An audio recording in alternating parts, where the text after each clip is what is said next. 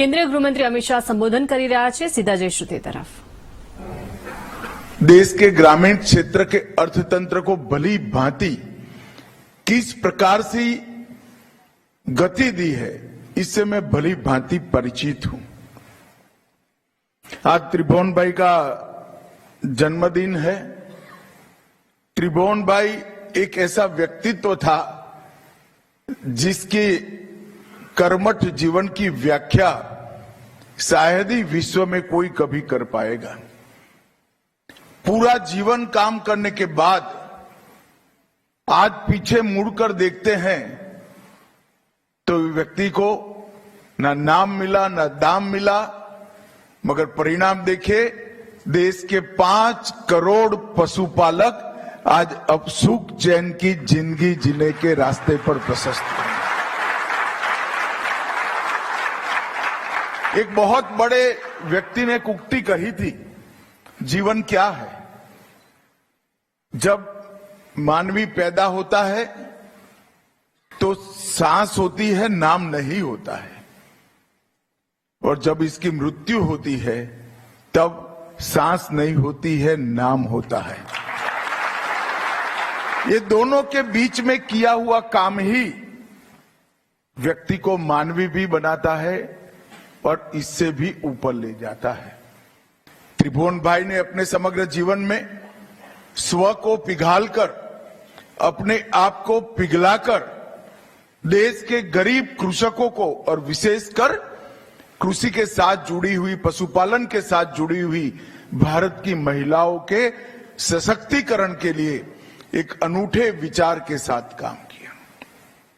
मैं आज जरूर कहना चाहूंगा, भगवान भला करे वो पॉल्सन डेयरी के मालिक का, जिसने आनंद के किसानों को अन्याय किया। आजादी के पहले पॉल्सन डेयरी यहां से दूध ले जाती थी। दूध ले जाने में उनका दूध का बिक्री नहीं हुआ तो नहीं ले जाते थे, फिर किसानों का दूध बेकार जाता था, दाम भी ठीक से नहीं देते थे। इसमें से एक संघर्ष हुआ।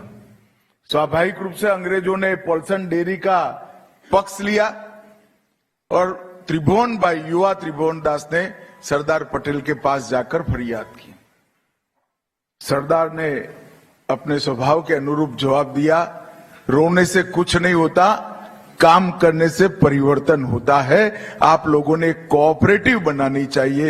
और भाइयों बहनों, एक व्यक्ति ने एक गांव की छोटी सी कोऑपरेटिव बनाई जो आज देश के 2 करोड़ किसानों को सहकारी क्षेत्र के साथ जोड़कर हजारों करोड़ रुपए का व्यापार किया। जैसे अगर अफ्रीका के फर्स्ट क्लास के ट्रेन के डब्बे में मोहनदास करमचंद दास गांधी को वो अंग्रेज उठाकर बाहर न फेंक देता तो दुनिया को महात्मा न मिले होते। उसी तरह से पॉल्सन डेयरी ने अगर अन्याय न किया होता तो आज भारत में अमूल नहीं होता। मगर अमूल ऐसे नहीं बनता है। अपने जीवन पर्यंत, और मैं जो कह रहा हूं बहुत बड़ी बात है भाई, कि अपने आप को, स्व को पिघालकर, अपने आप को साइड पर रखकर, जरा भी यश की अपेक्षा करे बगैर मूल सहकारिता की भावना के साथ एक एक किसान को जोड़ने का यत्न, प्रयत्न और सफलता त्रिभुवन दास जी ने प्राप्त करी। और वो महान मानव के कारण आज देश के करोड़ों किसान और विशेषकर महिलाएं समृद्ध हो रही हैं। मैंने गांधीनगर के एक कार्यक्रम में, अमूल के कार्यक्रम में, बनासकांठा की एक किसान महिला जिसके पैर में हवाई चप्पल थी, उसको 60 लाख रुपए का चेक दूध का दिया है। मित्रों, ये बहुत बड़ी उपलब्धि। यही हॉल में आशाबेन पटेल थी जिनको 1 करोड़ 12 लाख रुपए का चेक मैंने दिया था, यही हॉल में। और ये आज उपलब्धि जो किसान महिलाओं को हो रही है, उसका मूल कारण ये सहकारिता आंदोलन है। और जब अमूल बन गया, और अमूल बनने के बाद हमारे देश के एक कर्मठ प्रधानमंत्री, जिसने भी पूरा जीवन देश के लिए ही काम किया, श्रीमान लाल बहादुर शास्त्री या अमूल को देखने आए। देखने तो बहुत लोग आते हैं, मगर महान लोग जो होते हैं वो देखकर इसको आगे बढ़ाने का काम करते हैं। लाल बहादुर शास्त्री 64 में अमूल डेयरी देखने आए और उन्होंने तय कर लिया कि सिर्फ गुजरात क्यों, पूरे देश के पशु पालकों को ये विचार का, एक कंसेप्ट का, ये सफल प्रयोग का फायदा होना चाहिए। और उन्होंने निर्णय किया कि एनडीडीबी बनानी चाहिए और 1964 में एनडीडीबी की स्थापना करने का काम लाल बहादुर शास्त्री ने।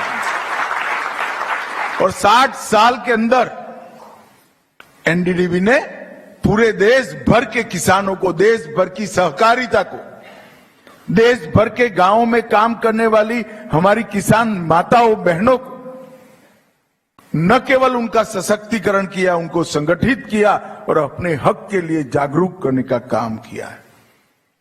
और जब आप पशुपालन का व्यवसाय कोऑपरेटिव के माध्यम से करते हैं तो सिर्फ किसान समृद्ध नहीं होता है, किसान समृद्ध होने के साथ साथ देश के कुपोषित बच्चों के लिए भी आप काम करें। लल्लन सिंह जी ने ठीक किया कि मिलावट वाला दूध और दूध के उत्पाद व्यक्ति के शरीर को फायदा करने की जगह नुकसान करते हैं। मां बच्चे को दूध तो पिलाती है वो भरोसे से कि मेरे बच्ची को मैं पूर्ण आहार दे रही हूं, उसको कहां मालूम है अंदर यूरिया मिला हुआ है। और ये जो विश्वास अमूल ब्रांड के तहत, हमारी अलग अलग कोऑपरेटिव की ब्रांड के तहत खड़ा हुआ, इसने न केवल महिलाओं को सशक्तिकरण किया, बच्चों को पोषण युक्त कर एक सशक्त नागरिक बनने की नींव डालने का भी काम किया। इसने ग्रामीण विकास को भी गति दी, इसके साथ साथ देश के विकास को भी गति दी और कृषि को आत्मनिर्भर बनाने का काम भी किया।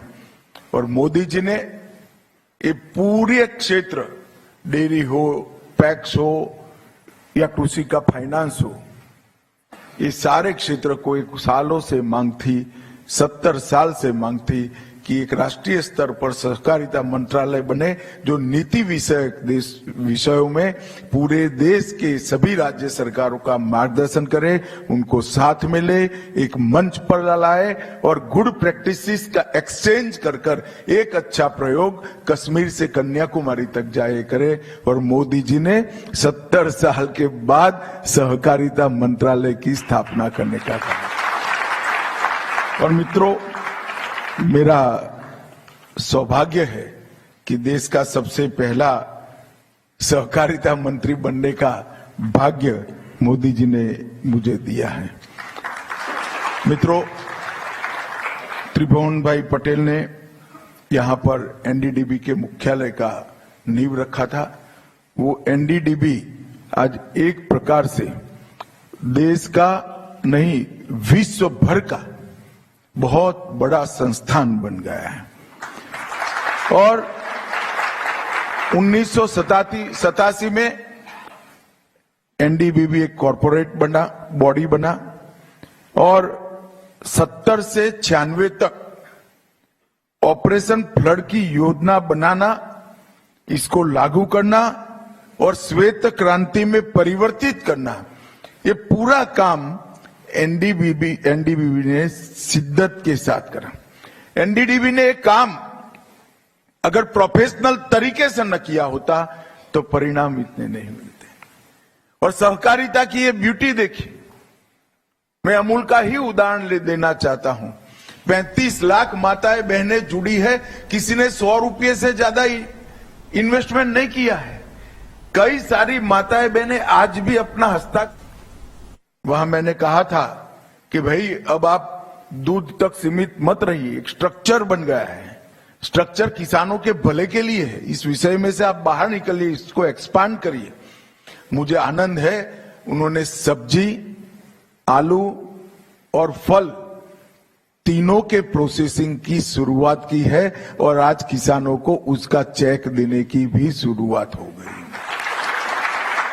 किसान सब्जी पकाता है, उगाता है, परंतु इसको उचित दाम नहीं मिलते, सब्जी एक साथ पहुंच जाती है बाजार में, दाम गिर जाते, शोषण होता है।